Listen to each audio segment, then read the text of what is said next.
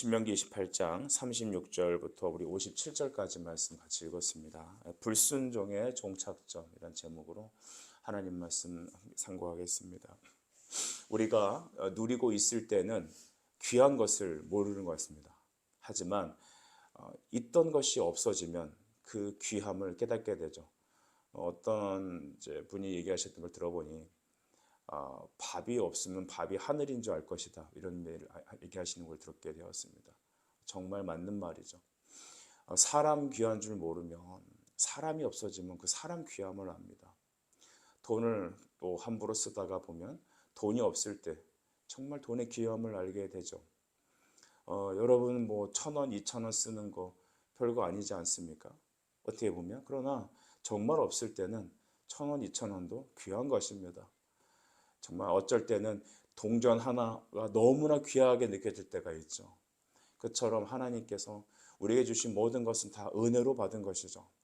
우리의 노력의 대가가 아닙니다. 우리가 열심히 했다고 나오는 게 아니죠.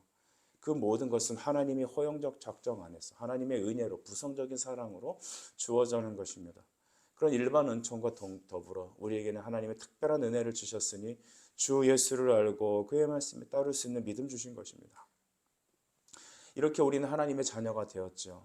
자녀가 될 만한 어떤 특별한 자격이 있던 게 아닙니다. 그냥 무조건 사랑하셔서 불러주셨습니다. 그런데 오늘 이스라엘 백성도 어떻습니까? 그들을 하나님께서는 무조건 사랑하셔서 불러주셨습니다. 어떻게 해요? 출애굽으로요. 어린 양의 피로써 구속하시고 그들을 홍해를 건너게 하셨고 젖과 꿀이 흐르는 가나안 땅에서 말씀과 또한 주님의 도우심 편팔로 그들은 살게 하셨습니다. 하나님이 요구하시는 것, 출애굽의 목적, 너희를 자녀 삼으신 목적, 그것은 하나님을 경외하고 주의 말씀에 순종하는 백성으로 우리를 그 땅에 세우신 것입니다. 하지만 그들의 삶은 하나님께서 미리 말씀하십니다. 너희가 나를 떠나면 어떻게 될 것인지 내가 보여주겠다. 그래서 우리 36절에 보니 여호와께서 너와 내가 세울 내 임금을 너와 내 조상들이 알지 못하는 나라로 끌어가실 것이다, 이렇게 말씀하셨습니다. 그들이 아무리 노력을 해도 여러분, 하나님께서는 그들이 하나님을 떠나게 되면 너희들이 어떻게 될 것이라는 것을 다음과 같이 말씀해 주셨죠. 정말 조상들도 알지 못하는 나라, 그곳으로 끌고 가신다는 것입니다. 여러분, 이 사건은 역사적으로 성취됐지 않았습니까? 바벨론으로 끌려가 70년 동안 이스라엘 백성들은 눈물로 제3세대 만에 거기서 출애굽하게 되었습니다. 그리고 거기서 바벨론에서 다시 이스라엘로 돌아오게 되었죠. 하나님을 떠난 백성들이 당면한 상황은 그 이후에 우리 44절까지 쭉 나열되어 있습니다. 우리 눈으로 이렇게 스킵하면서 보다 보면 38절에 보니 많은 종자를 뿌려도 메뚜기가 먹을 것이다 라고 말하죠. 또 포도원을 심고 할지라도 벌레가 먹을 것이고 40절에 감람나무에서도 열매 떨어질 것이다. 41절 자녀를 낳을지라도 포로가 될 것이다. 42절에 보면 나무와 토지 솟아는 메뚜기가 먹을 것이다. 이 메뚜기라는 것이 어떤 자연적인 재해일 수도 있지만 대부분 이방인들을 말하는 것이죠. 그러니까 아무리 노력을 해도 그 곡식을 쌓아놓고 돈을 벌어놔도 그걸 다 다른 나라 에서 가져가 버릴 것이다라는 것입니다. 44절은 너는 내게 구워줄지라도 너는 그에게 구워주지 못하리니 그는 머리가 되고 너는 꼬리가 될 것이다. 이전에 하나님께서 믿음의 조상들과 약속했던 말과 전혀 반대가 되어버립니다. 너는 머리가 되고 열방의 제사장의 나라가 될 것이다, 이런 내용이 아니라 너는 뭘 해도 안 될 거고 너의 모든 준비된 건 다 뺏을 것이고 네가 아무리 노력해봐라, 네가 아무리 땀을 흘려보거라, 다 내가 거둬갈 것이다. 하나님은 우리에게 축복도 주시고 은사도 내려주십니다. 하지만 거두어도 가십니다. 우리 이 부분에 대해서 여러분, 우리 욥기 1장 21절 말씀을 보니까 욥은 이렇게 말하기도 하죠.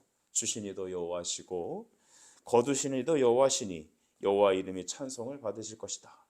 욥은 주시니도 하나님이시며 거두시니도 하나님이시라는 영적 진리를 깨달아 성령으로 고백하지 않습니까?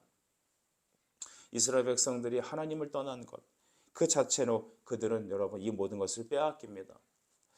우리 신명기 6장 11절에는 좀 다른 얘기를 하십니다. 신명기 6장 11절에는 네가 들어갈 그 땅에서는 넌 이런 복을 누릴 것이다 라고 말씀하시기를, 내가 채우지 아니한 아름다운 물건이 가득한 집을 얻게 할 것이고 또 내가 파지 아니한 우물을 차지하게 될 것이고 내가 심지 아니하는 포도원과 감람나무를 차지하게 하실 것이다. 우리의 구원은 우리의 노력으로 얻어지는 게 아닙니다.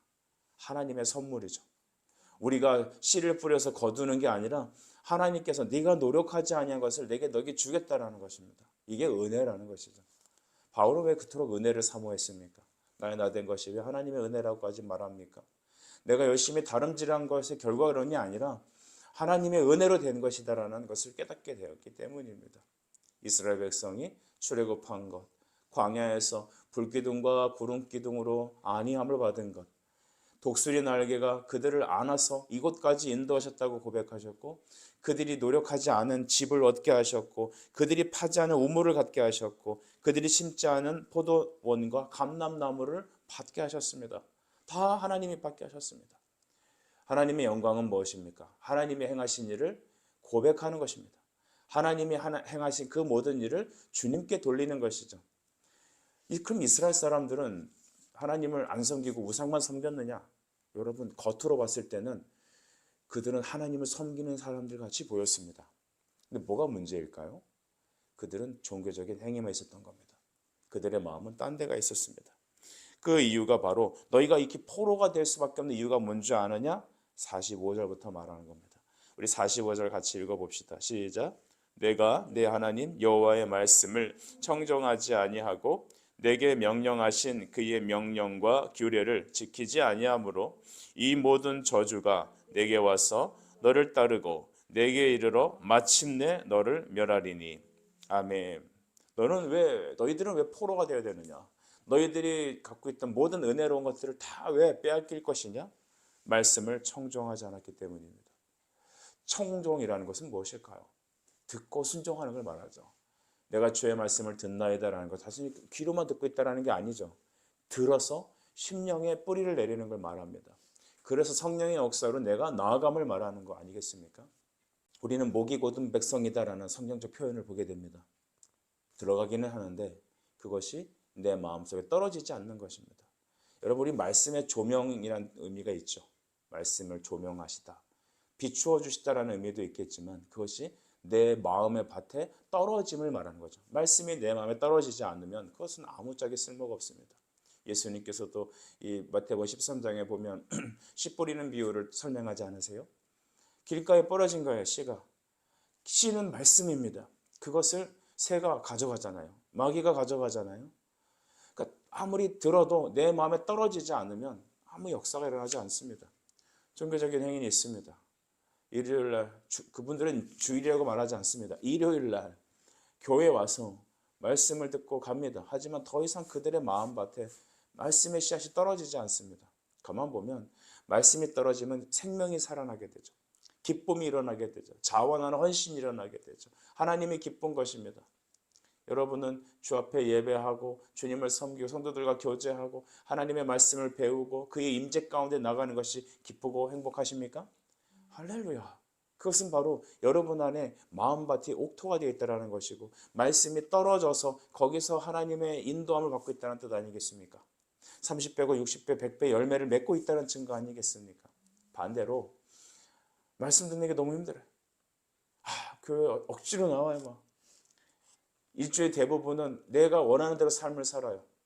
이스라엘 백성들의 삶이 그런 것입니다. 47절도 제가 읽어볼게요. 내가 모든 것이 풍족하여도 기쁨과 즐거운 마음으로 내 하나님 여호와를 섬기지 아니함으로 말미암아라고 했습니다. 기쁨과 즐거운 마음으로, 다른 말로 표현하면 자원하는 마음으로라는 거죠. 온전한 100% 나 자신을 드리는 마음으로. 이건 자기 혈단이 아닙니다. 성령의 역사입니다. 여러분, 기쁨과 즐거운 마음으로 하나님을 섬기지 않는 것, 우리 자신을 돌아보기를 간절히 바랍니다. 여러분, 기쁨과 즐거움으로 하나님을 섬길 수 있어야 합니다.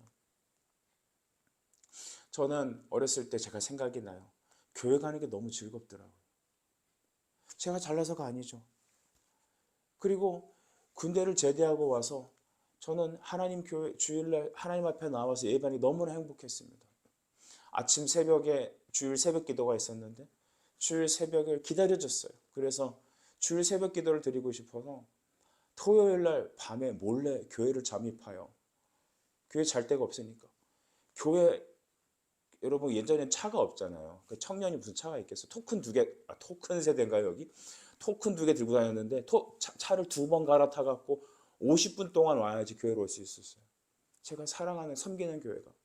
그러면 그 토큰 두 개를 겨우 붙잡고 시간을 맞춰서 교회를 가서 여러분 그 교회에서 몰래 잠입하여 거기서 여러분 밤에 잠을 자고 아침 새벽에 찬송과 함께 그 새벽 기도를 드릴 때 제 마음에 그 무엇과도 비교할 수 없는 기쁨과 감사가 흘러넘쳤습니다. 그리고 주님의 교회에서 아침부터 시작하여서 저녁 늦게까지 예배당도 청소하고 그리고 돌아올 때 제 마음에 기쁨과 감사가 넘쳤습니다. 아무것도 없어도 괜찮았어요. 주님의 교회가 섬길 수 있다는 기쁨이 여러분 너무 가슴에 넘쳤더라고요. 돌이켜보건대 하나님이 저에게 그런 은혜를 주신 것 같아요. 여러분 우리가 교회 와서 빨리 할 것만 하고 빨리 내 집에 가서 내가 하고 싶은 거 해야지. 우리 점검합시다. 정말 여러분 마음 안에 기쁨과 감사함으로 기쁨과 즐거운 마음으로 우리 하나님을 섬기고 있는지 내 마음의 중심이 온전히 하나님께 있는지. 우리 어저께 저녁 때 우리 귀한 자매님 신방하고 올 때 내가 여호와께 바라는 한 가지가 있다고 다윗은 말했습니다. 내가 날마다 주님의 얼굴을 바라보며 그의 꿀송이보다 더 하나님의 말씀을 기쁨으로 받는 것, 나는 그것이 나의 소망이다. 다윗은 그렇게 말하지 않아요? 이것은 다윗에게만 그런 은혜가 있을까요? 우리 모두에게 있는 겁니다. 저는 우리 한국교회를 하나님이 사랑하신다 믿습니다. 우리 대한민국의 여러분 근대사를 보면 일제치하도 있었고 나라가 망했고 또 전쟁도 있었습니다. 우리 믿음의 선대들은 그 모든 일을 겪으면서 차마 말로 다 형용할 수 없는 고통의 세월을 살았을 겁니다. 그러나 우리 민족으로 봤을 때 우리 한국의 교회를 봤을 때 그 시절은 영적 축복의 시간이었습니다. 여러분 조선시대가 망하게 되고 거기에 있는 모든 여러분 우상과 성리학과 기타 모든 여러분 나라의 근간이 완전히 깨지고 이제 복음이라는 것을 새롭게 세팅될 수 있는 새로운 판이 된 거 아니겠습니까? 화전민들은 그렇게 한다죠. 산을 갖다가 싹 불지르고 거기다가 씨앗을 심는 겁니다. 그것도 곡식을 심는 것입니다. 하나님 우리나라를 그렇게 가꾸셨어요. 급하고 강하게 확 붙잡으셔서 써버리셨어요. 그리고 지금 어떻습니까? 여러분 경제적으로 문화적으로 여러분 기타 여러 것에 우리 대한민국은 무시할 수 없는 나라가 되었습니다. 이 모든 것 하나님이 주신 선물입니다. 그런데 우리 한국교회 상황을 잘 보십시오. 우리 가정을 잘 보십시오. 집집마다 믿음의 가정이라고 하는 그들의 신앙의 패턴을 보십시오. 그들의 중심을 보십시오. 우리는 정말 이 신명기 28장의 내용에 놓여져 있습니다. 이 말씀을 주신 것은 오늘 우리에게 경고를 삼아 하나님께서 우리에게 복과 은혜를 계속해서 부어주시기 위한 당신의 뜻에 있다고 저는 믿습니다. 여러분 왜 그들은 포로가 되어야 됐을까요? 왜 그들은 밭에 씨를 뿌려도 다른 사람이 가져가야 됐을까요? 여기서 끝나지 않습니다. 48절 후반절을 보면 중반절에 너를 치게 하실 적군을 섬기게 될 것이니 그가 철멍에를 내 목에 메워 마침내 너를 멸할 것이다. 이스라엘 백성들은 우리 BC 722년인가요? 북이스라엘이 아수르에 의해서 철저히 멸망당합니다. 그리고 우리 또 586년에 바벨론이 남유다를 끝으로 이스라엘은 완전히 망하게 되죠. 그 후 70년 후에 다시 그들이 복귀는 하지만은 여러분 그들의 하나님이 주신 첫 번째 땅에서는 완전히 전멸하고 망해버리고 맙니다. 그들은 철멍에를 메고 끌려갈 것이다. 정말 그 말씀대로 예언이 성취됩니다. 49절도 보면 땅 중간에 땅 끝에서 한 민족을 독수리가 날아오는 것 같이 너를 치러 오게 하실 것이고 50절 그 용모가 흉악한 민족이라 노인을 보살피지 아니하며 유아를 불쌍히 여기지 아니한다. 그들은 철저히 이스라엘 백성들을 징벌했습니다. 임신한 여자 배를 갈랐고 아이를 죽였고 남자를 다 죽이고 여자들을 끌고 갔습니다. 이 모든 절망의 시간들을 미리 하나님이 예언하신 것입니다. 항상 이런 부정적인 예언은 우리에게 약이 됩니다. 율법의 중요한 특징 중에 두 번째 요소가 뭐냐면 우리로 하여금 경계를 삼게 하고 이런 모든 악의 퍼짐을 미련히 방지하는 소금과 같은 역할을 합니다. 방부제 역할을 합니다. 죄에 대한 심각성과 두려움을 좌시하게 주셔서 우리로 하여금 현실에 그냥 매도되는 것이 아니라 이것을 통하여 우리가 깨어있게 하기 위해서 경고의 메시지를 알려주시는 것입니다. 마침내 너를 멸망시킬 것이다. 그것이 바로 성경이 주는 메시지죠. 여러분, 근데 우리가 좀 더 눈으로 봐야 될 메시지가 하나 더 있는데 53절입니다. 53절 같이 읽죠. 시작. 내가 적군에게 에워싸이고 맹렬한 공격을 받아 곤란을 당함으로 내 하나님 여호와께서 내게 주신 자녀 곧 내 몸의 소생을 살을 먹을 것이라. 아멘. 자녀를 먹을 것이다라는 것입니다. 이것이 여러분 우리가 이스라엘의 역사, 특별히 열왕기서와 역대기서를 보게 되면 이 일들이 사실로 팩트로 드러나게 되죠. 자녀 살을 먹는다. 여러분 이게 가능합니까? 내가 죽으면 죽었지 어떻게 자녀를 그렇습니까? 근데 여러분 그렇지 않아요. 사람은 이렇게 되어 있습니다. 먹는 것, 이것을 떨칠 수 없는 것입니다. 저는 이 모든 신명기적 저주가 지금 이 땅에 실현되고 있는 한 국가를 봅니다. 북한입니다. 북한이 딱 이 신명기적 저주 속에 놓여 있습니다. 우리가 섬기고 있는, 우리가 예배하고 있는, 문당고에 있는 대한예수교 장로회, 이 장로회의 시작은 평양에서부터 시작되었습니다. 평양의 대부흥운동 이후에 1907년 이후에 동노회라고 하는 장로회 그 노회가 발족이 됩니다. 그러나 그 시절에 일제 치하 속에 우리가 있지 않습니까? 신사 참배에 우리 총회가 결의해버리죠. 여러분 역사상 그런 걸 들어보셔서 아실 겁니다. 신사 참배는 국민 의례 같은 것이지 일본과 연합해서 교회가 안위를 얻는 것이지 우상 숭배가 아니다. 결의해버립니다. 총회에서. 여러분 총회에서 결의하면 그것이 여러분 진리입니까? 아닙니다. 오늘날도 이런 일들 많이 일어납니다. 그래서 여러분 그때 파직당했던 목사들, 면직당했던 목사들, 주기철 목사님 같은 분들, 신사참배 반대하고 따를 수 없다고 했던 사람들은 목사에서 아예 그냥 제명시켜버렸습니다. 목사직을 빼앗은 것입니다. 여러분 그런 일들이 대한민국에 있었습니다. 그런 일 때문인가요? 잘은 모르겠습니다만 남과 북이 나뉘고 전쟁이 일어나고 남한엔 여러분 신앙의 자유가 선포되고 저 이북에는 여러분 신앙을 가질 수 없는 북한 정권이 세워지지 않습니까? 그 이후로 저 이북은 어떻습니까? 어떤 사람이 밤에 지도를 위성에서 찍었잖아요. 그랬더니 여러분 그 지도 아시죠? 남쪽은 불로 확 밝혀 있는데 저 북한은 완전히 암흑지대죠. 왜 지금도 탈북자들이 있습니까? 우리는 잘 알지 못하지만 수많은 인권 유린이 북한에 있고 심지어는 북한의 대흉년과 어려워지는 때 여러분 우리는 알아서 들어서 알 수 있을 겁니다. 북한에서 수없는 사람들이 자식을 먹었다고 합니다. 이것은 사실입니다. 국토 대부분이 다 소실되고 가뭄과 기근이 계속 이어지고 저 나라는 핵이라는 거 하나 붙잡고 지금 세계의 깡패 노릇을 하고 있지 않습니까? 여러분 신명기적 말씀은 지금 이 땅에도 일어나고 있습니다. 그런데 저는 이렇게 생각을 합니다. 하나님이 왜 이들에게 이러한 징벌을 하실까? 왜 그들의 가진 것을 빼앗을까? 하나님의 징벌은 자식에게만 주는 겁니다. 하나님이 사랑하시는 사람에게만 여러분 징벌을 하는 겁니다. 사랑의 반대말이 뭐예요? 미움일까요? 무관심이에요. 하나님의 징벌은 자식에게만 주는 거예요. 하나님께서 내버려두는 내버려두는 백성은 그러든지 말든지 상관 안 해요. 대신 마일리지가 쌓이죠. 심판에 대한 마일리지가 쌓일 뿐이지 내버려두는 거예요. 때가 차면 그냥 죽이는 거예요. 짐승을 기를 때 내버려둡니다. 편하게 해줍니다. 그리고 D-Day 날 잡는 겁니다. 하지만 하나님의 자녀는 그들에게 계속해서 메시지를 전하게 돌이키게 하시고 매를 들어 때리시기도 하십니다. 저는 여기서 우리 하나님의 섭리에 대해서 좀 말씀을 생각해 보았습니다. 우리 주일날 섭리에 대해서 말씀을 들었잖아요. 하나님의 뜻은 반드시 우리에게 성취하게 되어 있습니다. 하나님의 뜻은 반드시 우리 인생에 당신의 뜻이 실현됩니다. 그의 뜻은 거룩이고 그의 뜻은 하나님이 예배하는 것이고 죄에서 돌이키는 것이죠. 때로는 하나님은 악을 쓰시기도 하십니다. 악을 조장하시는 분이 아니지만 악을 허용적 작정 안에서 사용도 하십니다. 물론 이스라엘을 쳤던 아수르라든지 바벨론은 역사상에서 사라집니다. 하나님이 쓰셨던 몽둥이들, 그들은 그들의 대가를 치르게 됩니다.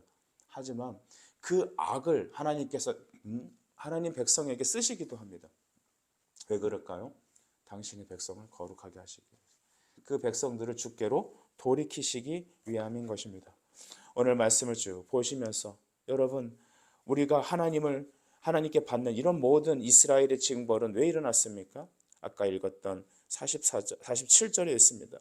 기쁨과 즐거운 마음으로 하나님을 섬기지 아니했던 것이고, 45절에 하나님 말씀을 청종하지 않고 명령과 규례에서 떠났던 것입니다.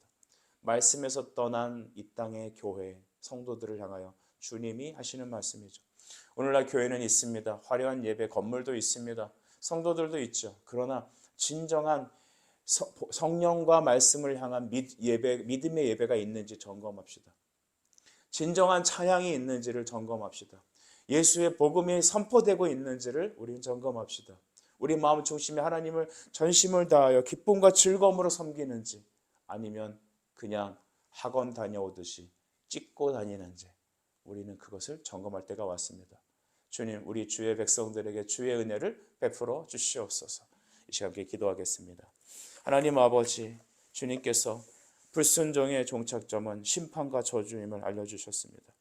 우리에게 이것을 알리심은 하나님의 섭리를 깨닫게 하셔서 주께 믿음에 순종하는 백성 되게 하신 줄 믿사오니, 주여, 우리 온샘교회 모든 성도들이 그리스도의 복음과 그리스도의 말씀에 집중하는 우리가 되게 해주시옵시고, 기쁨과 즐거운 마음으로, 온전한 마음으로 하나님께 우리 자신을 나아가게 하는 은혜의 백성 되게 하여 주시옵소서. 이 하루 주님 지켜주시옵소서. 예수님의 이름으로 기도드립니다. 아멘.